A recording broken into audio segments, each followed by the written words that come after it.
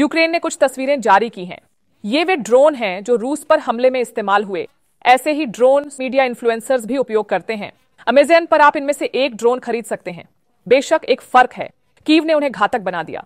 उन्होंने विस्फोटक लगाए ताकि ड्रोन टकराकर फट जाएं। यह दूसरा कदम था ड्रोन से हमला करने का फैसला। तीसरा कदम लक्ष्य तक पहुंचना। यह कैसे किया जाता है? इसके लिए यूक्रेन ने रूस में ड्रोन की तस्करी की। फिर उसने खास लकड़ी के बक्से भी भेजे। रूस में पहुंचने पर ड्रोन और बक्से जोड़े गए। ड्रोन को बक्सों में पैक किया गया। उसके बाद उन्हें ट्रकों पर लादा गया। और यहाँ एक महत्वपूर्ण बात है, इन सब से किसी को शक नहीं हुआ, क्योंकि यह सामान्य गतिविधि लग रही थी। सैकड़ों ट्रक। अधिकारी यूक्रेनी ड्रोन वाले ट्रक पहचान नहीं पाए। ये ट्रक लक्षित ठिकानों के पास पहुंच गए और फिर शुरू हुआ। यूक्रेन ने रिमोट से बक्से खोले और जैसे ही बक्से खुले ड्रोन उड़ गए। इसे शब्दों में बयां करना मुश्किल है। यह रहा घटना का एक प्रत्यक्षदर्शी वीडियो।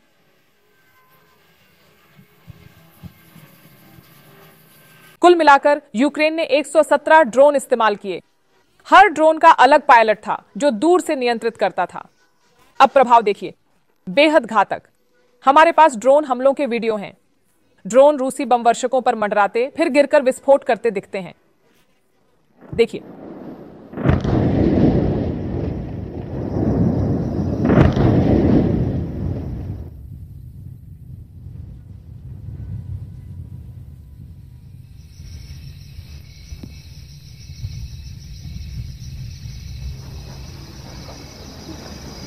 रूस ने कुछ विमानों में आग लगने की बात मानी पर संख्या नहीं बताई।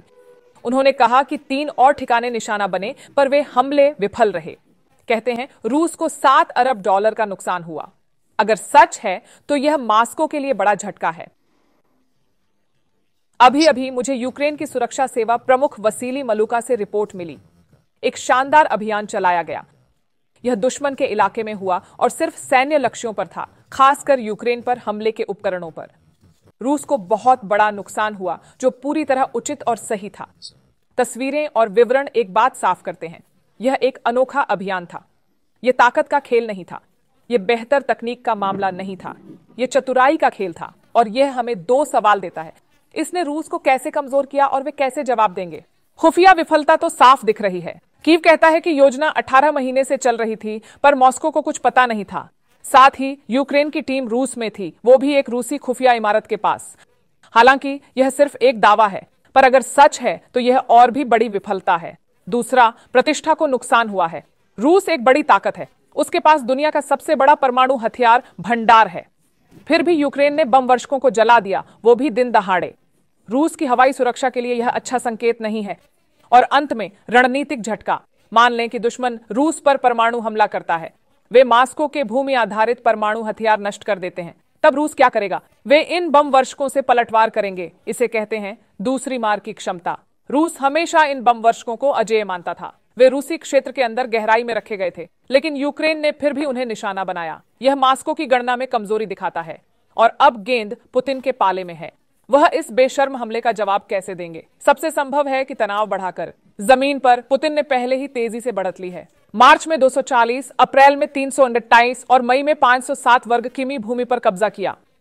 अभी सुमी की ओर बढ़ाव है, जो पूर्वोत्तर यूक्रेन का एक शहर है। जेलेंस्की के अनुसार करीब 50,000 रूसी सैनिक वहां जमा हुए हैं, तो इसका मतलब बड़े पैमाने पर हमला हो सकता है। लेकिन शायद यह पुतिन को संतुष्ट नहीं करेगा। उसे एक दिखने वाला और प्रभावी जवाब चाहिए जो रूस की हवाई श्रेष्ठता फिर से स्थापित करे। ये कई मिसाइल हमलों की श्रृंखला हो सकती है। यह दुर्लभ हथियारों का इस्तेमाल भी हो सकता है, जैसे हाइपरसोनिक मिसाइल। पुतिन जो भी चुने, एक बात तय है, डोनाल्ड ट्रंप की शांति पहल काम नहीं कर रही है। यूक्रेन ने अमेरिका को इस हमले की जानकारी भी नहीं दी। हो सकता है कि उन्होंने यूरोप को लूप में रखा हो, क्योंकि ऐसे हमले के लिए बहुत समर्थन चाहिए। आपको उपग्रह से ली गई तस्वीरें चाहिए, आपको नवीनतम खुफिया जानकारी चाहिए। यूरोप की मदद बिना यूक्रेन का यह सब जुटाना मुश्किल लगता है।